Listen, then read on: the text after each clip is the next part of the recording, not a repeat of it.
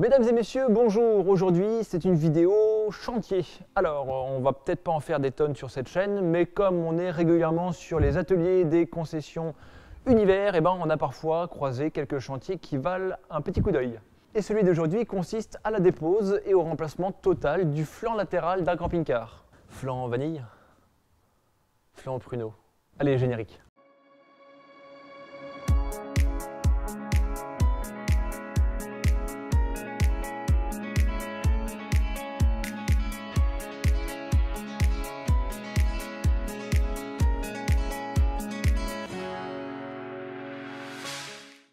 Comprenons d'abord le contexte. Alors le monsieur conduisait tranquillement et puis paf, accident. Et en fait, il y a eu un dégât sur la face latérale du véhicule. En général, ça se répare, mais ici, les experts de l'assurance ont dit qu'il fallait remplacer toute la paroi. Un chantier de cette envergure nécessite d'avoir une certaine expérience, mais surtout une relation avec le fabricant qui autorise une telle intervention. Ce qui m'amène à vous dire, ils sont des professionnels, n'essayez pas ça chez vous, il y en a qui ont essayé. Ils ont eu des problèmes. La première étape va être de nettoyer l'espace de travail pour dégager l'extérieur et l'intérieur de la paroi, démonter le mobilier qui y est fixé et puis tous les trucs qui s'y trouvent. Les baies, les prises de courant, les feux de gabarit, les habillages, bref, tout doit être démonté pour mettre la paroi complètement à nu. Une fois qu'on y voit plus clair, il est temps de désolidariser le panneau de la structure. Et donc là, on va y trouver une centaine de vis à l'intérieur, bien cachées, qu'il faut retirer. Et pas question d'en oublier une, sinon ça va tout arracher. Le panneau, lui, il est constitué de l'intérieur vers l'extérieur, d'une couche de contreplaqué, d'une mousse isolante, de quelques tasseaux pour faire des renforts à certains endroits, et puis du parement extérieur, ici c'est du polyester. Le panneau complet ne pèse que 40 kg, mais vu les dimensions, il faut quand même plusieurs personnes pour le manipuler. Une fois que le panneau est retiré de la paroi, c'est l'occasion de contrôler toutes les choses qui sont inaccessibles en temps normal. Le circuit d'eau d'évacuation des eaux usées, le circuit électrique, et puis aussi tout bien repositionner avant de remettre le nouveau panneau.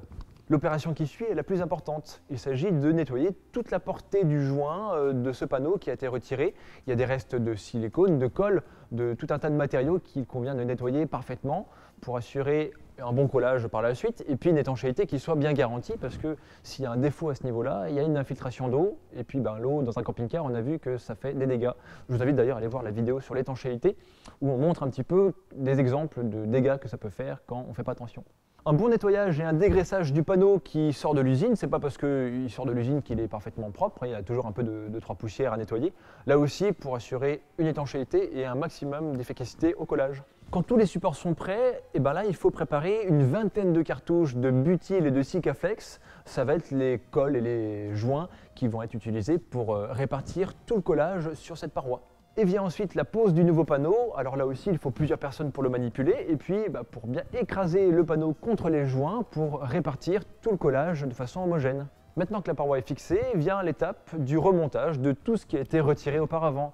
Donc les baies, les feux de gabarit, les bas de caisse, la trappe du toilette, la prise de courant, etc. Mieux vaut trop que pas assez, un joint qui déborde est une garantie du bon collage. Le surplus sera ensuite retiré pour des raisons esthétiques évidentes. La partie structurelle du chantier est terminée, maintenant ce qui reste c'est du détail qui se voit pas trop, mais quand même la pose des autocollants, ça c'est pas négligeable parce que c'est quand même eux qui font l'esthétique. Après un bon coup de nettoyage et un contrôle définitif, le véhicule est enfin prêt pour revenir entre les mains de son propriétaire.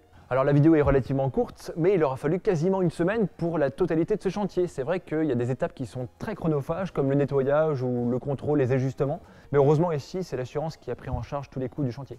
C'était donc la petite vidéo chantier du jour. Alors ça n'arrive pas tous les jours, mais comme on a l'occasion de voir pas mal de concessions du groupe pour nos vidéos, en fait, c'est pas impossible qu'on puisse organiser d'autres vidéos de ce type-là pour des chantiers assez originaux, pourquoi pas. Alors dites-moi dans les commentaires s'il y aurait des sujets particuliers qui vous intéresseraient. Abonnez-vous à la chaîne si ce n'est pas déjà fait pour ne pas rater nos prochaines vidéos. Et quant à moi, je vous dis prenez soin de vos montures et profitez du paysage. À très vite.